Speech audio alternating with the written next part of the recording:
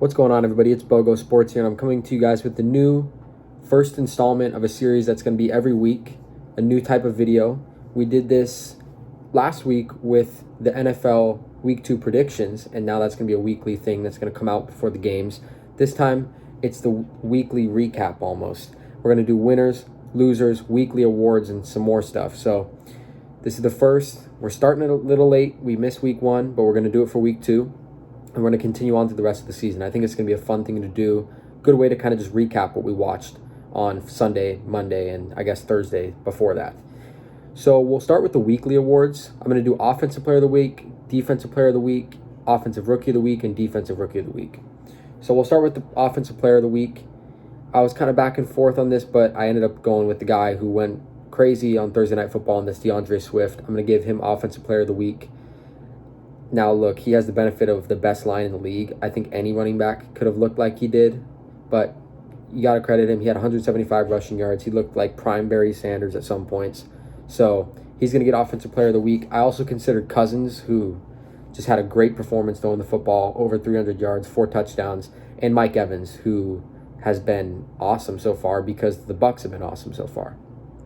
Moving to Defensive Player of the Week, it wasn't really hard for me. Micah Parsons. This guy is an absolute monster. I don't even know how to describe him. He's like, I think he calls himself a lion. He looks like a bear. I mean, that guy chasing after you is nightmare fuel. He looks like he's on track to win Defensive Player of the Year. There was all the hype, and the hype is real. This guy is one of the most dominant defensive pass rushers we've seen. And we've seen a lot of good ones recently. This guy, he's almost different. But I also gave another honorable mention to TJ Watt, mainly because he broke the sack record last night for the Steelers, which is a super impressive feat considering how many dominant defensive players they've had throughout their franchise's history. Okay, Offensive Rookie of the Week. I think most people would say Bijan because he did so much for the Falcons. I think he had 176 or 172 total scrimmage yards, and he had a touchdown. But I'm going to give it to Puka Nacua because this guy is literally Cooper Kupp. When Cooper Kupp's not on the field, he came out of nowhere. He is carrying people in fantasy. Who knows how long this will be sustainable for, but for as long as Cooper Kupp's out, it seems like this guy's going to be Matthew Stafford's go-to reliable target. And he had 15 receptions, and I don't even know how many yards he had, but it was super, super impressive. He had 147 yards on 15 receptions, so got to give him Offensive Rookie of the Week, but a great week from Bijan. And then lastly, Defensive Rookie of the Week. Sometimes this can be hard to pinpoint, but this week I went with Christian Gonzalez. He looked really good on Sunday night against the Dolphins. We know who he had facing across from him in Tyreek Hill and Jalen Waddle. He kind of did a good job not allowing either of those guys to really go crazy in the game. I think Waddle led with about 86 receiving yards, so I'm going to give him Defensive Rookie of the Week. It looks like the Patriots have a good one at corner. Next thing we're going to do is kind of like the yearly awards check-ins. Now, I know it's week 2, but as the season goes along, this is going to get even better. I think it's going to be a good way to kind of just check in like, hey, okay, this week just ended. If we had to give out these awards, who would we give them to? And, I mean, it's going to make it easy for me to kind of track who I think is going to win the awards. Sometimes in years past, I'd look back and be like, okay, so I know who's the popular narrative right now, but who do I think really who was doing what each week? So this is going to be a good way to check in. So we'll start with MVP. I got to give it to, I think if we were to give out an MVP award, if the season ended today, it would be to Tua. The Dolphins are 2-0. They look like they might be the best team in the AFC. He put up crazy numbers in week 1, so he leads the NFL in passing yards. I did consider Kirk Cousins because he has more touchdowns, and he's looked incredible so far this year. But the fact that the Dolphins are 2-0, the Vikings are 0-2, it would be Tua. So he would be the MVP. Offensive Player of the Year, I think it would still be Tyreek. Honorable mention, Christian McCaffrey, who's been awesome through the first 2 weeks. Tyreek, I think, is third in receiving yards, but he has touchdowns. I think he has 3, and Jefferson and Nacua have neither of those guys have touchdowns. So I'm going to give him the edge over those two. And I just think with how electric that offense has been, and now look, the Niners offense has been electric as well, but Tyreek is really spearheading that receiving core. Even with the great number 2 like Waddle, it's Tyreek that makes this thing go, in my opinion. He makes Tua so much better, as does Mike McDaniel. But I think I would give Offensive Player of the Year to Tyreek, but it's close because McCaffrey is I would say the disparity between him and the second best running back so far this year, and statistically, you could argue that's Bijan. McCaffrey has the stats to prove that he's been the best running back so far by a good margin. So he's definitely in that conversation. Okay, offensive rookie of the year. Right now, I have a split between, and it's going to be the same for defensive rookie of the year. I have a split between Nacua and Bijan. It's so hard to pick between the two. They've both been great. They play different positions. I had them both down for the offensive rookies of the week. So I'm going to say for now, the verdict's still out, but it would be one of those two guys. And it would probably be Nacua just because the story is so cool. And then for defensive rookie of the year, like I said, it's a split as well. It's between Jalen Carter and Christian Gonzalez for me. Carter wasn't as impactful in week 2 as he was in week 1, but he's been real good so far, kind of just what we were expecting. We were all saying, hey, if the Eagles can get this guy's head on straight, they got a massive steal, and it looks to be that way. And then, like I said, I spoke to Gonzalez already. He looks real good. Okay, so those are the weekly awards and then the yearly award check-in. Next thing I'm going to do is I'm going to pick 5 winners and 5 losers of the week. Now, you can also kind of think of this as risers and fallers. It's just kind of which teams did something on Sunday or whenever they played to really improve our perception of them, and which teams, whether it be an injury or just a terrible performance, did the opposite. So we'll start with the winners. I have the Dolphins down, and they would have definitely been a winner week 1. And I kind of did this for myself, so I didn't record a video on it, but I wrote it down after week 1, and they were certainly winners. I think it's just because they showed a different way to win this week. The offensive passing game was all right, but it was not nearly as prolific as it was in week 1.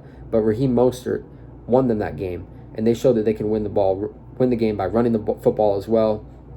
Mike McDaniel, some of these motions that he runs and gets receivers like Tyreek open, even when the defense is so focused on him, especially at the goal line. There was a touchdown throw to Tyreek that he sent another receiver in motion, and just they are looking really good so far. And if they can stay healthy at quarterback and receiver, and I know it's neither of the receivers have been too injury prone, but they're super fast, jolty guys, kind of worry sometimes.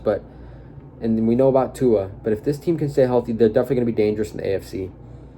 I have the Chiefs as a winner. They kind of came back. Well, they got Chris Jones and Kelsey back. That was huge. But they kind of reminded everybody, okay, chill out. They beat the Jags, a great team, on the road, and said, okay, let's get back on track. And it looked like they absolutely did that. Titans, huge winners this week. So many people were down on them after their week 1 performance. I'm like, are you kidding me? It was 1 week. They were talking, is Ryan Tannehill washed? Are they going to have to go to another backup quarterback? Tannehill looked awesome, had multiple great deep throws down the field. Titans, they're okay. Another team that's still okay, Seattle Seahawks. They had a confusing week 1 performance. I did not expect that out of them. And clearly the Rams are better than we all thought they were going to be this year, but it still was not a good performance from the Seahawks offense particularly, and their defense really. But they came in, and I kind of knew it would be a shootout against the Lions, but they really put on a good show and were able to get the win in overtime. Lastly, 5th winner, the Buffalo Bills. I don't think anybody really doubted that they would bounce back, but the fact that Josh Allen bounced back in the way he did, and I personally didn't doubt that he would bounce back at all. I think this guy's amazing. I think he's top 3, blah, blah, blah, what everybody's been saying about him for the past couple of years. But it seemed like after Monday night, there was a lot of talk about, hey, this guy's got to stop turning over the ball, and he's got to clean it up, and can he really carry the Bills? What's going on? And this guy showed, hey, okay, I played sloppy, but he played tremendous against the Raiders. Those are the 5 winners: Dolphins, Chiefs, Titans, Seahawks, Bills. Okay, we'll go to the losers. First loser is the Bengals. Now, I'm not overreacting here. I do think the Bengals are going to bounce back. I think Burrow missing the preseason and currently being hurt is really affecting them. But they're 0-2, and at a certain point in a division like they're in, you can't start off too slow. So it's about getting to that time, week 4, maybe 5, where you really got to start winning some games. And I like I said, I do ultimately think they will, but they still are a loser this week as they go to 0-2. Same with the Chargers.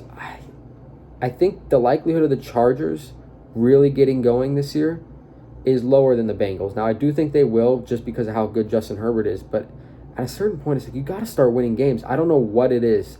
The defense just on paper is awesome, never ends up really being that way in actuality. Brandon Staley is just under all sorts of fire right now.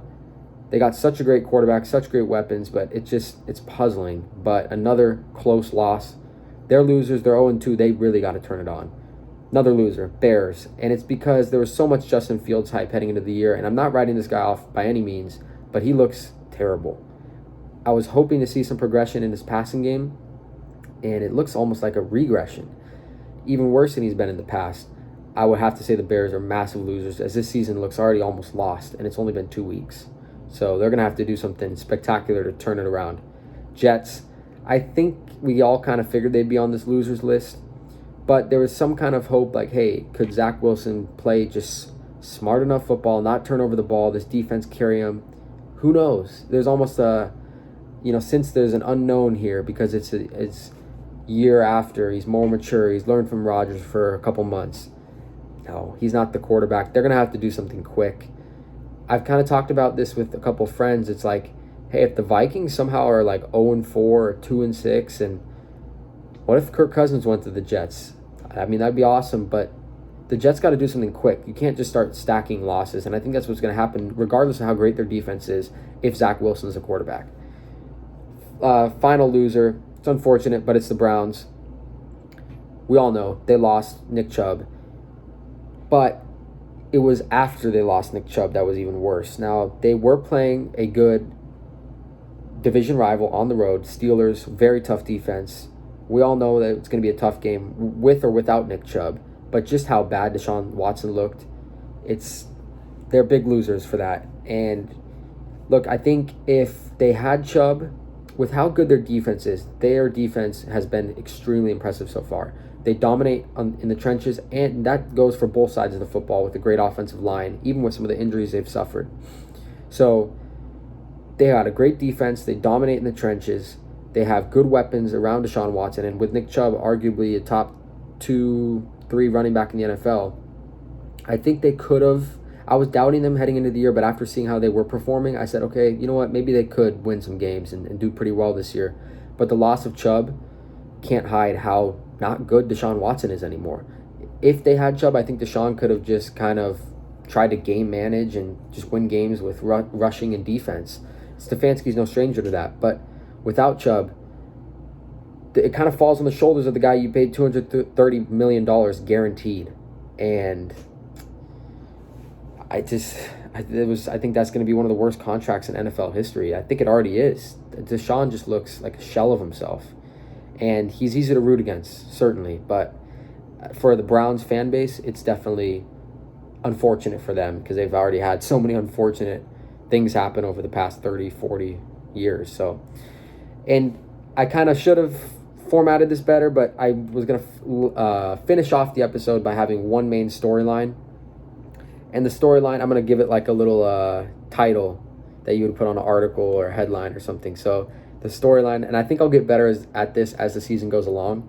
The storyline for this week 2 of the NFL is Cleveland catastrophe, or catastrophe in Cleveland. Okay, that's actually better. So I wrote down Cleveland catastrophe in Cleveland, because pretty much all I just spoke to. So like I said, I should have formatted that better, but I kind of got into most of what I wanted to say on that. And it's just, they paid the wrong quarterback. And I think anybody with a brain would have realized, hey, this guy that has 24 allegations, hasn't played football in 2 years, it's probably not the smartest idea to give him $230 million guaranteed, but the Browns did it. And now they're going to pretty much reap what they sowed. And if Deshaun somehow turns it around, then hey, great. You paid him for this reason, to be able to be a franchise quarterback, to be able to carry you when you don't have Nick Chubb, and say if they were to lose a receiver like Cooper or something. But it looks like another season squandered, and this was arguably their best roster that they've had in years. So unfortunate for the fans, but as somebody who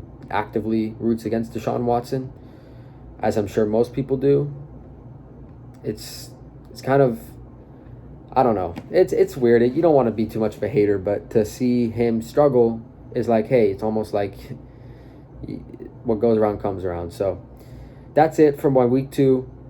We're about 15 minutes in. I hope you guys enjoyed that. I would like to know, what were your guys' weekly awards? Where are you guys at in the yearly award check-in? Who were your winners? Who were your losers? And what do you think was the biggest storyline? Hope it was interesting. I think we'll get this format down a little bit better, and we'll start cranking these out every single week. So like I said, hopefully you guys enjoyed. If you did, please make sure to like, comment, subscribe. Other than that, I'm out. Peace.